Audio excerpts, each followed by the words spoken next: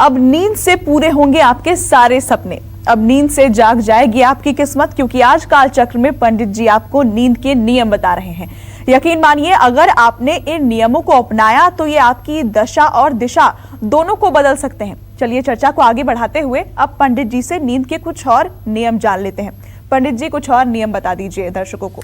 देखिए, ऐसा है, श्रीमद् देवी भागवत महापुराण के अनुसार स्वस्थ व्यक्ति को आयु रक्षा के लिए ब्रह्म मुहूर्त में उठना चाहिए। अब आप ये कहोगे कि ब्रह्म मुहूर्त में क्यों उठना चाहिए?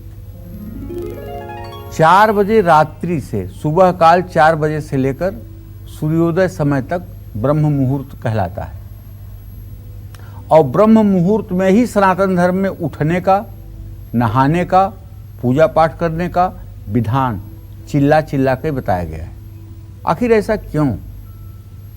मैं भी बचपन में सुनता था, सोचता था कि हमारी एक कोई परंपरा होगी जिसका हमें पालन करना चाहिए, लेकिन सच ऐसा नहीं है।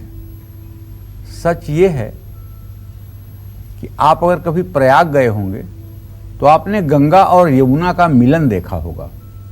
जहाँ प्रयाग में गंगा और यमुना मिलती हैं, वहाँ पश्चिम तरफ से हरे रंग का पानी आता है और उत्तर पूर्व की तरफ से सफ़ेद रंग का पानी आता है गंगा का, और दोनों जल जहाँ मिलते हैं वहाँ एक तीसरा रंग बन जाता है।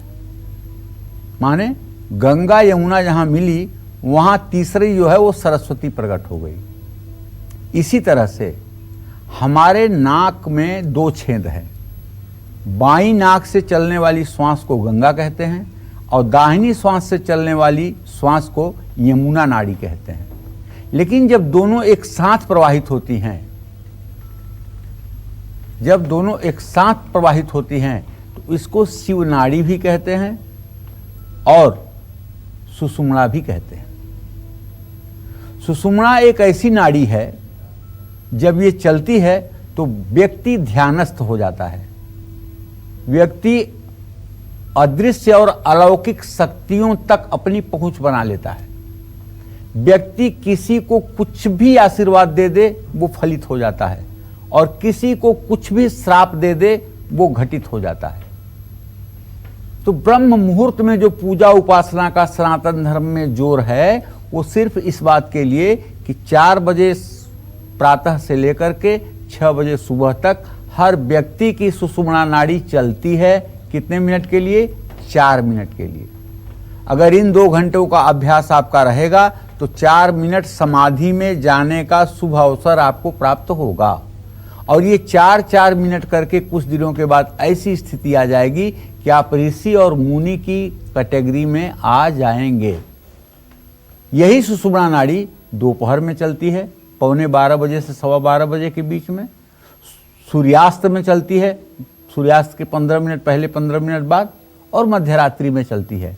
इस समय में न तो यात्रा करनी चाहिए, न तो गर्भधारण करना चाहिए, न ही कोई नया कार्य करना चाहिए। इस समय में जो भी कार्य किए जाते हैं वो सर्वनाश हो जाते हैं।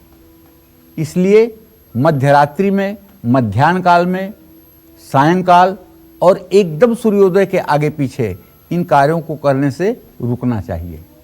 जानते हैं, सुषुम्ना नाड़ी का प्रवाह जिस व्यक्ति का शुरू होता है, वह व्यक्ति अगर चाहे तो सूखे हुए पेड़ को हरा कर सकता है और हरे पेड़ को सूखा कर सकता है। इतनी सामर्थ्य होती है। लेकिन पहचानने की बात है कि हमारी सुषुम्ना नाड़ी चल कब रही है। अधिक क्रोध करने पर भी सुषुम्ना चल जाती है और अत्यधिक प्रसन्न होने पर भी सुषुम्ना चल जाती है।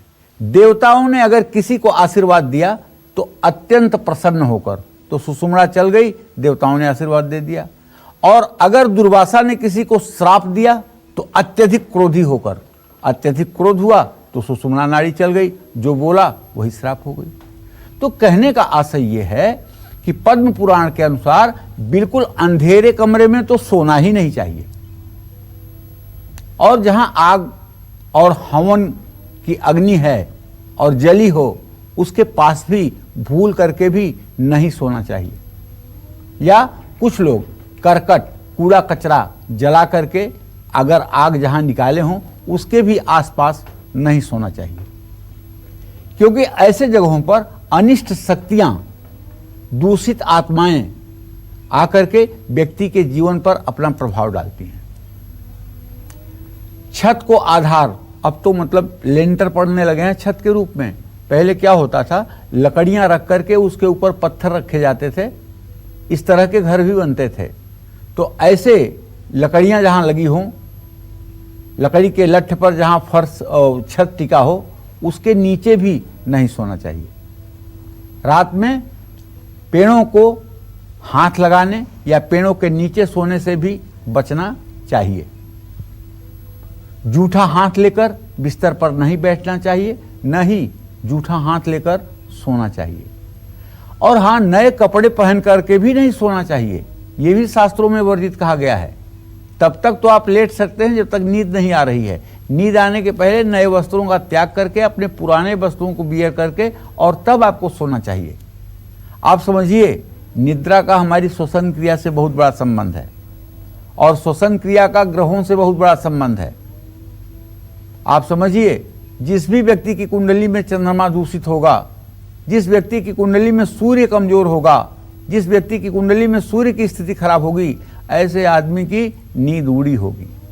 नींद उड़ना एक मुहावरा है। नींद उड़ना का मतलब बेचैन होना, व्याकुल होना, घबराहट में आना, ये मुहावरा है। तो मेरे कहने का मतलब ये है कि यदि आपको नींद जरूरत से ज़्यादा आती है, तब तो आपको कुछ पौष्टिक तत्व लेना चाहिए और अपने भोजन की मात्रा कम कर देनी चाहिए। और यदि नींद नहीं आती है, जिसके कारण आप पूरे दिन अपने को परेशान महसूस करते हैं, आपके चेहरे का रंगत खराब रहता है, तब आप योग निद्रा को प्रसन्न करने के लिए रात्रि सुक्त का पाठ किया करें। और क्या जानते हैं, रात्रि सुक्त का अगर 5 बार आप रोज पाठ करें और महाकाली का ध्यान करें, तो चाहे जैसे आपकी नींद उड़ी हुई है, फिर से आप नींद लेने लगेंगे।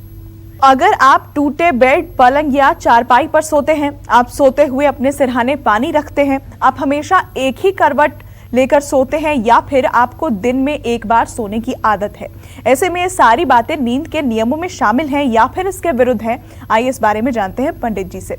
पंडित जी, एक करवट सोना, बेड के सिरहाने में पानी रखकर सोना, या फिर दिन में जिनको सोने की आदत है, अगर नींद के नियमों की बात करें तो उसके हिसाब से ये शुभ है या अशुभ?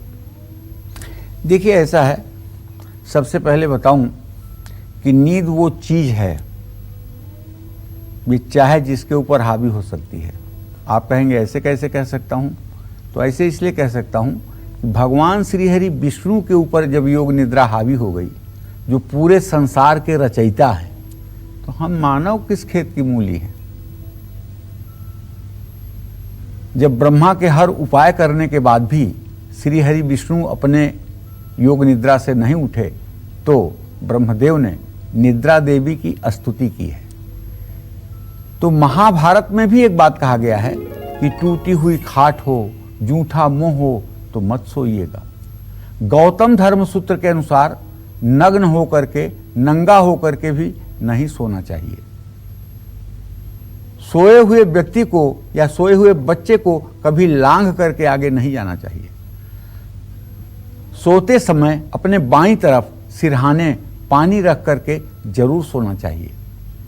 दिन में कभी कोशिश करें, अगर आप स्वस्थ हैं तो नहीं सोना चाहिए, लेकिन ज्येष्ठ का महीना जो होता है जून का, उसमें आप दोपहर में 2 घटी अर्थात 48 मिनट की नींद ले सकते हैं। सूर्यास्त के 1 प्रहर बाद यानी लगभग 3 घंटे बाद सोना चाहिए। जैसे सूर्यास्त 6 बजे का है तो 9 बजे के बाद आप सो सकते हैं। बाईं करवट सोना स्वास्थ्य के लिए हितकर है। फिर देखो, यहाँ श्वास की बात आ गई। जब आप बाईं करवट सोएंगे तो दाहिनी नाक से सांस चलेगी। जब दाहिनी नाक से सांस चलेगी तो आपका डाइजेशन अच्छा होगा। जब आपका डाइजेशन अच्छा होगा तो आपको नींद अच्छी आएगी। नींद अच्छी आएगी तो बुरे सपने नहीं आएंगे। तो यहाँ बाएं करवट इसलिए कहा गया है। बाएं करवट सोने से दाहिनी नाड़ी अपने आप चलने लगती है और इससे डाइजेशन तत्काल स्वस्थ और अच्छा हो जाता है। किस तरफ पैर करके सोना सबसे अशुभ माना जाता है? क्या है सोने का सही तरीका? और अच्छी नींद के लिए सोने से पहले हमें क्या करना चाहिए, इसके बारे में जानते हैं। पंडित जी, सही तरीका क्या है? देखिए, सोने का सही तरीका यह है कि हम प्रकृति के अनुरूप आचरण करें। दक्षिण दिशा में पैर करके कभी नहीं सोना चाहिए। अब ध्यान दीजिए, अगर कोई व्यक्ति मर गया हो और उसकी अर्थी बनाई जा रही हो तो ध्यान दीजिएगा, उसका पैर दक्षिण दिशा में ही रखा जाता है। कभी उत्तर दिशा में अर्थी का पैर नहीं होता है। ऐसा क्यों भला? वो इसलिए कि जो नेगेटिव शक्तियां हैं वो मुर्दे के साथ हों तो ठीक है, लेकिन जिंदा व्यक्ति के साथ नकारात्मक शक्तियां नहीं होनी चाहिए। दक्षिण दिशा यमराज की दिशा है, दुष्ट देवताओं का निवास होता है इस दिशा में। ऐसे में दक्षिण दिशा की ओर पैर करके सोने से कान में हवा भरती है, मस्तिष्क में रक्त का संचार कम हो जाता है, जिससे याददाश्त पर बुरा प्रभाव पड़ता है और बीमारियां आपको घेर लेती हैं। हृदय पर हाथ रखकर पेट के बल और पांव पर पांव चढ़ाकर कभी भी नहीं सोना चाहिए। बिस्तर पर बैठकर खाना पीना बहुत अशुभ होता है। बिस्तर पर कभी भी लेटकर नहीं पढ़ना चाहिए। माथे पर तिलक लगाकर भूल के भी नहीं सोना चाहिए। देखो, हमारे शास्त्रों में लिखा गया है कि दिन में गीली भस्म लगाएं, रात में सूखी भस्म लगाएं। जब मैं शुरू में साधना करता था तो इसका पालन करता था कि दिन में गीली भस्म लगा लेते थे, शाम को सूखी भस्म लगा लेते थे। लेकिन कुछ दिनों के बाद मैंने सोचा कि आखिर ऐसा होता क्यों है, तो बात ये समझ में आई कि गीली भस्म अगर आप लगाएंगे तो गीली भस्म के पपड़ियां रात में सोते समय आपके आंख में आ जाएंगी, जो आपके लिए नुकसानदायक है। सूखी भस्म लगाएंगे तो उसका कोई भी कण आपके आंख को नुकसान नहीं पहुंचाएगा। सब कुछ लॉजिक से है सनातन धर्म में। रात में अच्छी नींद आए, इसके लिए रात्रि सूक्त का पाठ आवश्यक है सबके लिए। नमस्कार, मैं हूं मानक गुप्ता। अगर आपको हमारा ये वीडियो पसंद आया हो तो इसे लाइक और शेयर जरूर करें, और हाँ, हमें सब्सक्राइब और फॉलो करना ना भूलें ताकि आप देश और दुनिया की कोई खबर मिस ना करें। तो जुड़े रहिए हमारे साथ और देखते रहिए न्यूज़ 24।